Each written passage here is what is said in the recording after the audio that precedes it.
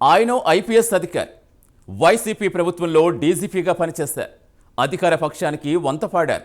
వివాదాస్పద వ్యాఖ్యలతో తరచూ వార్తల్లోకి ఎక్కారు. తరువాత కొంతకాలానికి డీజీపీ నుంచి తొలగించారు.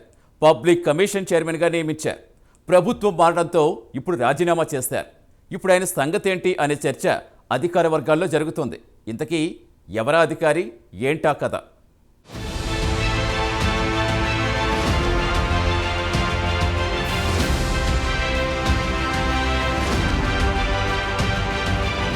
దామోదర్ గౌతమ్ సవాంగ్ 1986 బ్యాచ్ ఉమ్మడి ఆంధ్రప్రదేశ్ క్యాడర్కు చెందిన ఐపీఎస్ అధికారి. రాష్ట్రం విడిపోయిన తర్వాత ఏపీని ఎంచుకున్నారు. ఆయన చిత్తూరు జిల్లా మదనపల్లి ఏఎస్పీగా ఉద్యోగ జీవితాన్ని ప్రారంభించారు. చిత్తూరు, వరంగల్ జిల్లాలో ఎస్పీగా కూడా పనిచేశారు. గౌతమ్ సవాంగ్ 2001 నుండి 2003 వరకు వరంగల్ రేంజ్ డీఐజీగా, 2003 నుండి 2004 వరకు ఎస్ఐబి డీఐజీగా, 2004 నుండి 2005 వరకు ఏపీఎస్పీ పటాలం డీఐజీగా బాధ్యతలు నిర్వహించి అనంతరం కేంద్ర సర్వీసులకు డిప్యూటేషన్పై వెళ్లి 2005 నుంచి 2008 వరకు సిఆర్పీఎఫ్ డీఐజీగా కూడా పనిచేశారు. 2008 నుండి 2009 వరకు శాంతి భద్రతల విభాగం ఐజీగా బాధ్యతలు నిర్వర్తించారు గౌతమ్ సవాంగ్. ఆదిలాబాద్, వరంగల్, మహబూబ్ నగర్, కర్నూలు, చిత్తూరు జిల్లాల్లో ఏఎస్పీ, ఎస్పీగా పనిచేశారు. ఆయన 2016లో డీఐజీగా పదోన్నతి పొందారు. కొంతకాలానికి ఆయనను విజయవాడ నగర పోలీసుగా నియమించారు. 2018 వరకు ఆయన విజయవాడ పోలీస్ కమిషనర్గా పనిచేశారు. విజయవాడ కమిషనర్గా పనిచేస్తున్నప్పుడు కాల్ మనీ కేసులు విపరీతంగా నమోదయ్యాయి. ఈ విషయంలో స్థానిక టీడీపీ నేతలకు గౌతమ్ సవాంగ్కు విభేదాలు పొడిచూపాయి. దీంతో ఆయనను 2018 జూలైలో విజిలెన్స్ ఎన్ఫోర్స్మెంట్ విభాగం డైరెక్టర్ జనరల్గా బదిలీ చేసింది నాటి టీడీపీ ప్రభుత్వం. తర్వాత వచ్చిన వైసీపీ ప్రభుత్వం గౌతమ్ సవాంగ్ను 2019 ఆగస్టులో ఆంధ్రప్రదేశ్ ఇన్ఛార్జ్ డీజీపీగా నియమించింది. కొంతకాలానికి పూర్తికాల డీజీపీగా నియమించింది. ఈ సమయంలో అధికార పార్టీకి వంతపాడారు. 2022లో వైసీపీ ప్రభుత్వం సవాంగ్ను డీజీపీగా తొలగించింది.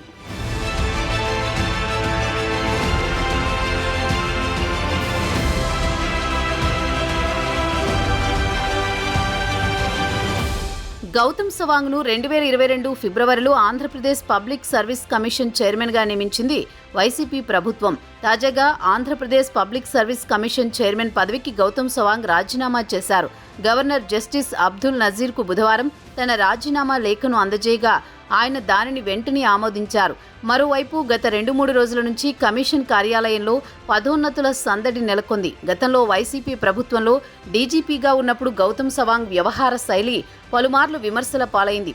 ఆయన హయాంలో ప్రతిపక్ష నేతలు, కార్యకర్తలతో పాటు ప్రభుత్వ విధానాలను ప్రశ్నించే వారిపైన కేసులు పెట్టారు.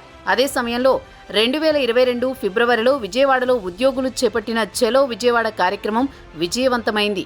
ప్రభుత్వ ఉద్యోగుల కార్యక్రమాన్ని నిలుపుదల చేయడంలో సవాంగ్ విఫలమయ్యారని జగన్ భావించినట్లు అప్పట్లో వార్తలు వచ్చాయి. ఈ పరిణామాల నేపథ్యంలో వైసీపీ ప్రభుత్వం అదే నెల 3వ వారంలో డీజీపీ నుంచి సవాంగ్ను తప్పించింది. వైసీపీ ప్రభుత్వం తమకి ఇష్టమైన రాజేంద్రనాథ్ రెడ్డి డీజీపీగా నియమించింది వైసీపీ ప్రభుత్వం.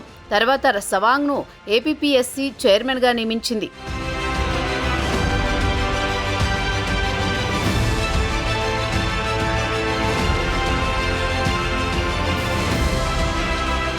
తాజాగా ఏపీలో ప్రభుత్వం మారడంతో ఏపీపీఎస్సీ చైర్మన్గా గౌతమ్ సవాంగ్ రాజీనామా చేశారు. వాస్తవంగా 2025 జూలై 9 వరకు ఈ పదవిలో గౌతమ్ సవాంగ్ కొనసాగాల్సి ఉంది.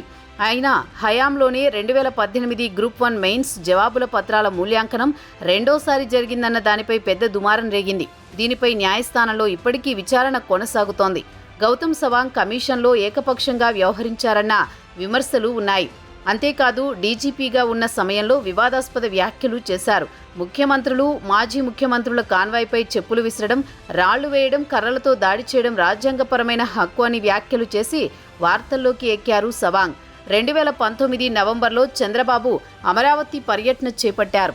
అమరావతిలో నిలిచిపోయిన నిర్మాణాలను పరిశీలించడంతో పాటు అమరావతి రైతులతో ముచ్చటించేందుకు వెళ్తున్న సమయంలో హైటెన్షన్ చోటు చేసుకుంది. ఒక వర్గం ఆయన కాన్వాయ్కు స్వాగతం పలుకగా మరో వర్గం నల్ల బ్యాడ్జీలు ధరించి గోబ్యాక్ అంటూ చంద్రబాబును అడ్డుకునే ప్రయత్నం చేశారు. ఈ నేపథ్యంలో కొంతమంది ఆయన కాన్వాయ్పై రాళ్లు రువ్వడం, చెప్పులు వేయడం, కర్రలతో దాడికి పాల్పడడం చేశారు. ఈ క్రమంలోనే దాడులు చేసి నిరసన వ్యక్తం చేయడం హక్కని సవాంగ్ అనడం అప్పట్లో రాజకీయ వర్గాల్లో చర్చనీయాంశమైంది.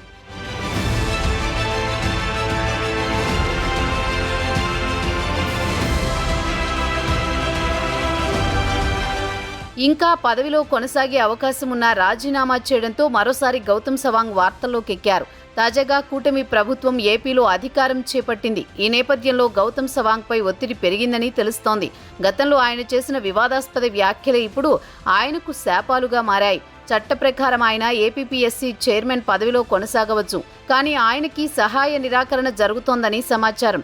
ఎవరూ ఆయనని పట్టించుకోకపోవడంతో చేసేది లేక రాజీనామా చేసినట్లు తెలుస్తోంది.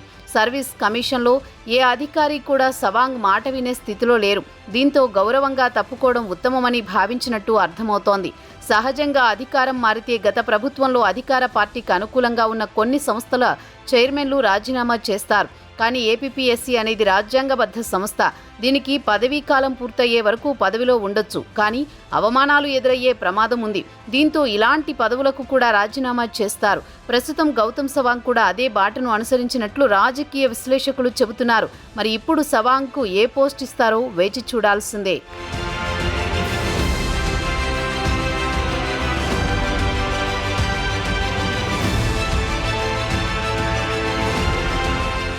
ఇది ఇవాల్టి తెరచాటు రాజకీయం. మరో ఎపిసోడ్తో మళ్ళీ కలుద్దాం.